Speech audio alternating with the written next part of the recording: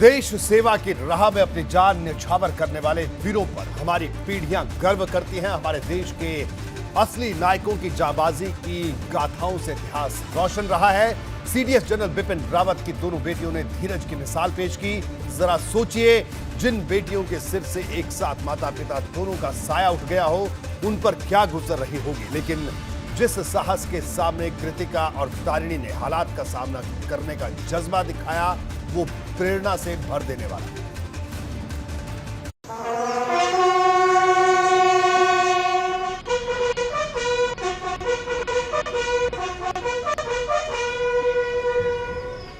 पूरे भारत को गर्व है अपनी इन बेटियों पर। ये जांबाज जनरल बिपिन रावत और मधुलिका रावत की वो बेटियां हैं जिनके आगे आज हौसले का हिमालय भी नतमस्तक है। अग्नि की एक लौ हाथ में है और एक हृदय के भीतर।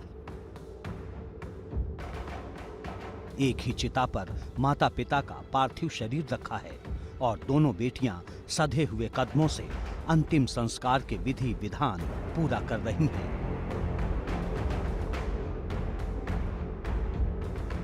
एक ही दिन, एक ही पल में माता पिता दोनों का साया सिर से उठ गया। बेटियों पर पहाड़ सी आफत टूट पड़ी, लेकिन वीरता की मिसाल इन बेटियों को बस एक ही बात याद है कि वे फौजी की बेटी हैं और देश सेवा की बलिवेदी पर खुद को न्यौछावर करने वाले सैनिक कभी मरते नहीं, अमर होते हैं।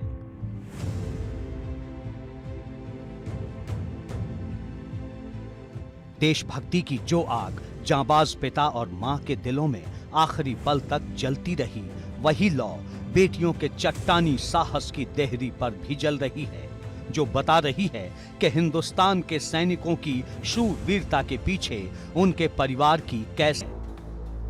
नियति के क्रूर हाथों ने भले ही हमसे जनरल बिपिन रावत को भी छीन लिया हो, भले ही समय के थपेड़ों ने इन बेटियों के सिर से माता पिता का साया हमेशा के लिए उठा दिया हो, लेकिन 125 करोड़ देशवासियों का साथ गमगीन परिवार के लिए सबसे बड़ा संबल है, जिन्हें बचपन से माता पिता ने सिर्फ यही सिखाया था कि सबसे ऊपर देश है और जब तक देश है तब तक सब कुछ कायम समझना।